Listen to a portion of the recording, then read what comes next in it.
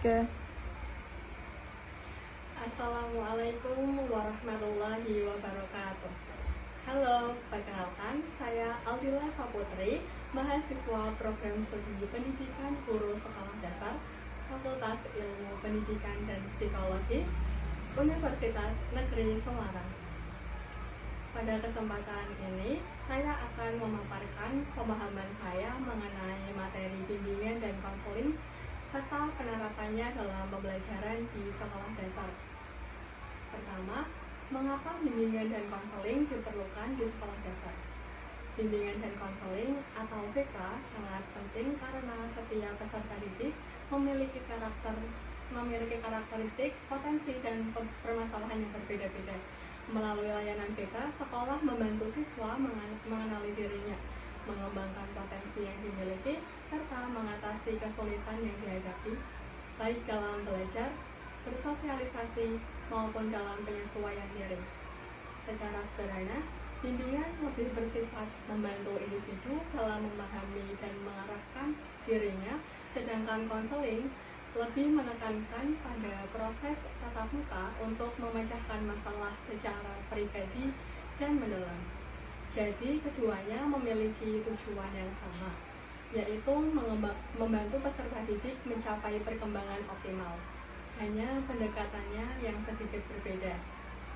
Selanjutnya, tujuan dan fungsi bimbingan konseling antara lain untuk membantu siswa agar mampu memahami diri dan lingkungannya, mengambil keputusan yang tepat, serta menyesuaikan diri secara positif terhadap lingkungan sekolah maupun sosial. Fungsi BK sendiri meliputi fungsi tugas pemahaman, pencegahan, pengentasan, pemeliharaan, dan pengembangan. Sementara itu, orientasi BK diarahkan pada perkembangan peserta didik secara menyeluruh, baik akademik, pribadi, sosial, maupun karir. BK juga dilandasi oleh asas dan prinsip seperti asas kerahasiaan, keterbukaan, kesukarelaan, dan kegiatan yang berkelanjutan. BK juga semua asas ini memastikan bahwa layanan yang diberikan benar-benar berfokus pada kebaikan dan kenyamanan peserta didik. Kemudian, landasan dan kedudukan BK didasari oleh berbagai aspek, seperti landasan filosofis, psikologi, sosial, dan pedagogis. Dalam sistem pendidikan formal, BK menjadi bagian yang tak terpisahkan dari 3 wilayah utama penyelenggaraan pendidikan, yaitu wilayah akademik, kesiswaan, dan layanan khusus. Jadi, BK bukan hanya kegiatan tambahan, tetapi bagian penting dalam mewujudkan pendidikan yang utuh. Tidak hanya menekankan aspek pengetahuan, tapi juga kepribadian dan karakter.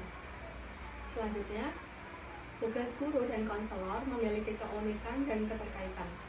Guru berperan dalam proses pembelajaran di kelas, sedangkan konselor lebih fokus memberikan layanan pribadi dan sosial. Namun, keduanya saling melengkapi. Guru dapat berperan sebagai pengamat awal untuk mengenali siswa yang mungkin membutuhkan layanan konseling, lalu bekerja sama dengan konselor sekolah dalam menanganinya. Dalam konteks abad ke-21, seorang guru maupun konselor perlu memiliki karakteristik pribadi dan kompetensi profesional seperti kemampuan berpikir kritis, empati, komunikasi, efektif, serta pemanfaatan teknologi dalam layanan BK. Kemampuan komunikasi empatik sangat penting agar siswa merasa dihargai dan didengarkan, sehingga mereka terbuka untuk bimbingan dan pembinaan yang diberikan. Sekarang saya akan menjawab soal nomor 2, yaitu bagaimana penerapan fungsi, orientasi, dan asas BK oleh guru di kelas sekolah dasar. Sebagai calon guru kelas, saya memahami bahwa walaupun saya bukan guru BK, saya tetap memiliki peran dalam memberikan layanan bimbingan sederhana di kelas. Misalnya, dalam fungsi pencegahan, saya dapat mengajarkan nilai-nilai positif seperti kejujuran dan tanggung jawab, agar siswa tidak melakukan perilaku yang menyimpang. Dalam fungsi pengembangan, saya bisa memberi dukungan dan motivasi kepada siswa yang memiliki potensi tertentu. Misalnya dalam bidang seni atau olahraga, supaya mereka percaya diri dan terus berkembang. Kemudian orientasi BK yang berpusat pada pengembangan siswa dapat saya terapkan dengan memberikan pembelajaran yang memperhatikan kebutuhan individu. Misalnya, saat ada siswa yang lambat memahami pelajaran, saya tidak memarahinya, tapi memberikan bimbingan tambahan sesuai kemampuannya. Sedangkan dari sisi asas BK, saya bisa menerapkan asas kerahasiaan dan keterbukaan. Jika ada siswa yang curhat atau menceritakan masalah pribadi, saya akan menjaga kerahasiaan itu dan memberikan dukungan dengan empati, tanpa menghakimi. Dengan begitu, siswa akan merasa aman dan percaya kepada guru. Jadi, meskipun saya bukan guru BK, pengetahuan tentang bimbingan dan konseling tetap sangat penting, karena pada dasarnya setiap guru adalah pembimbing bagi siswanya, baik dalam belajar maupun dalam tumbuh menjadi pribadi yang berkarakter dan bahagia. Demikian pemaparan dari saya. Terima kasih atas perhatiannya. Wassalamualaikum warahmatullahi wabarakatuh.